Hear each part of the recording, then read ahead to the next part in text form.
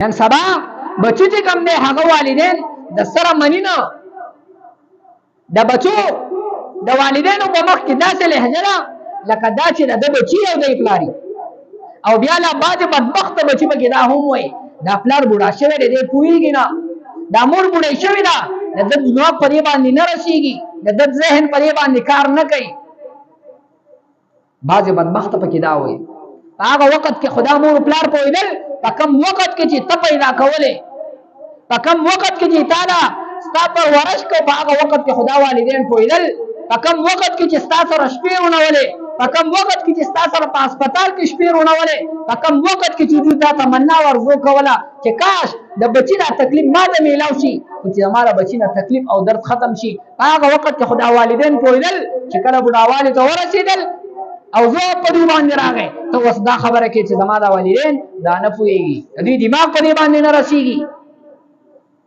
د الله رب العالمین نه وروسته دوی ستاسو پرورش کړی دی دوی تاسو مقام ته رسولي یې دوی تاسو یو ځای ته رسولي یې دوی تاسو یو مرتبې او درجې ته رسولي یې په دې کې د دې والدینو اهم کردار دی ګوره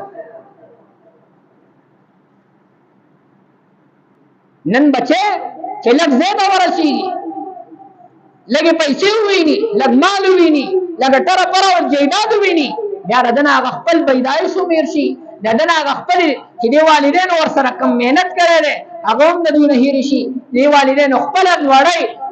د خپلې خولې نیمه کړې ده دې بچي یې ورکړې ده ځان یې وږی پرېښودلی دی په بچي باندې تعلیم کړی دی هغه بیا د ده نه هېر شي بیا د والدینو په مخ کې سختې خبرې او د سختۍ نه کار اخیستل دا ګورئ د بدقسمه ده او د بدنصیبه سړي کار دی دا یاد وساتئ د خپلو والدینو قدر وکړئ احترام وکړئ هغوی ته په اوچت نظر باندې د ټولو نه اولنی حق چې هغه مونږ او تاسو ته میلاو شوی دی په حقوق العباد کې هغه د والدینو دې وجې د قرآن مجید کې ځای په ځای باندې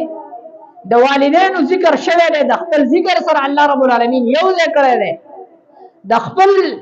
ذکر کولو سره پیوس الله رب العالمین د والدینو تذکره کړی ده چې په دې کې د والدینو د حق اهمیت طرف ته اشاره ده چې ګورې بچیا او زما بنده د دې پلار پتا باندې او د دې والدینو پتا باندې ګورې ډېر لوی حق دی د دې به خیال ساتي ځکه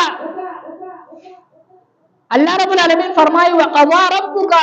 الا تعبدوا الا اياه وبالوالدين احسانا الله رب العالمین حکم کړی تاسو ته چې د الله رب العالمین نه ما سوا به د هیڅ چا عبادت نه کوئ د الله رب العالمین سره به څوک په عبادت کې نه شریکوئ وبالوالدین احسانا او دویم نمبر باندې د مور و پلار سره به ښه سلوک کوئ د مور و پلار سره به احسان کوئ د مور و پلار سره به ښېګڼه کوئ هغوی به خفه کوئ نه اما یبلغن عندك الكبر احدهما او كلاهما فلا تقل لهما اف کچرته ستا په زندګۍ کې یو د دوی نه یا دواړه بوډاوالي ته ورسېږي نو فلا تقل لهما اف د دوی په مخ کې به هغه اف لفظ نه دی چې د تکلیف په وخت کې د انسان د خولې نه وځي یا د ستړیوالي په وخت کې د انسان د خولې نه وځي په دقه اف لفظ به هم د دوی په مخ کې نه وي ځکه چې د دې اف په وجه باندې د دې مور و پلار ته تکلیف ملاویږي د دوی هغه زړه ته درد ملاویږي دوی ته د تکلیف او احساس کېږي ستا د پریشانۍ د دې په وجه باندې د دوی په مخ کې به اف لفظ هم نه وي خو د اف لفظ مطلب دا نه دی چې زه به اف لفظ د والدینو د مور پلار په مخ کې نه وایم او نور به په هغوی پسې لول راخلم هغوی ته به بدې ردې وایم هغوی ته به کنځل کوم هغوی به رټمه د هغوی به سپکاوی کوم دا چیز هرګز نه ده مطلب دا دی اف لفظ مطلب دا دی چې په کم یو سین باندې د والدین خفه کېږي او ناراضه کېږي او د دوی زړه ته په هغې باندې تکلیف میلاویږي هغه لفظ او هغه کار به نه کوي ولا تنهرهما دویم حکم یې بنده ته کړی دی ولا تنهرهما دا والدین به رټې نه ګورې ښه دوی ته به بدې ردې نه وی دوی ته به کنځل نه کوې دوی ته دوی سپکاوی به نه کوې دوی ته په اوچت اواز باندې هم خبره نه کوي وقل لهما قولا کریما او دریم حکم الله رب العالمین کړی دی چې دوی ته به ښایسته او نرمه خبره کوي نرمه په نرمه لهجې سره به دوی سره خبرې اترې کې، په اوچت اواز باندې، په تیز اواز باندې، په سخت لهجه باندې به دوی سره خبرې نه کوي. حضرت سعید بن مسیب رحمهم الله فرمایي چې د خپل والدینو سره په داسې لهجه او په داسې اندازه باندې خبرې کول لکه څرنګه چې د یو سخت مزاج آقا او مالک سره خپل نوکر او غلام په څنګه نرمۍ طریقې او نرمه لهجه باندې خبرې کوي، داسې به د خپل والدینو سره خبرې کوي. نن سبا بچو چې کوم دی هغه والدین د سره مني نه، د بچو د والدینو په مخ کې داسې لهجه ده لکه دا چې د بچي او د پلاري،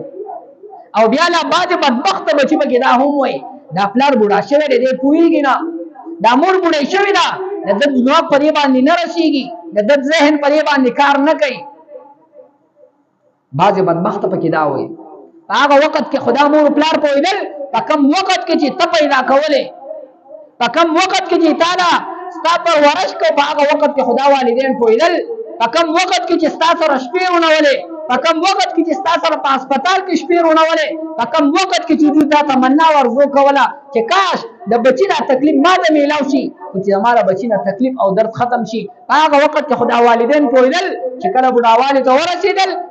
او زه په دوی باندې راغی، ته اوس دا خبره کې چې زما دا والدین دا نه پوهېږي، د دوی دماغ په دې باندې نه رسېږي. واخفض لهما جناح الذل من الرحمه،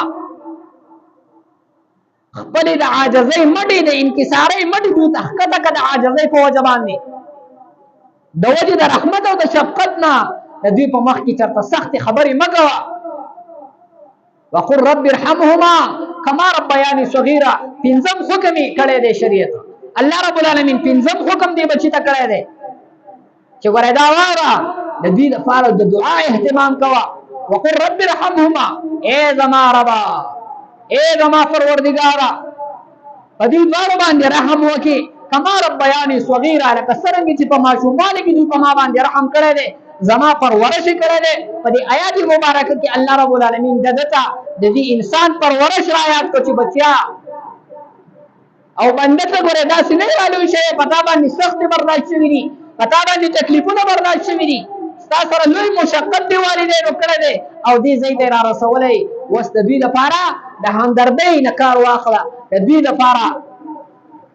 دوی لپاره سخت مزاجه مه جوړېږه، د دې والدینو په حق کې چې کوم دی هغه ښه سلوک د دوی سره کوي. سورة لقمان کې الله رب العالمین څه فرمایي؟ ان اشکر لی ولوالدی،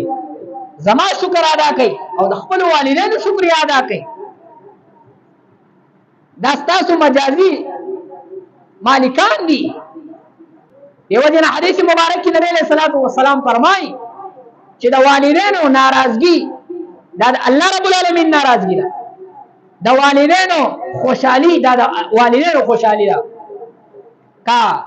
والدین درنه خوشاله الله رب العالمین درنه خوشاله، که والدین درنه خفه الله رب العالمین درنه خفه. دا واوره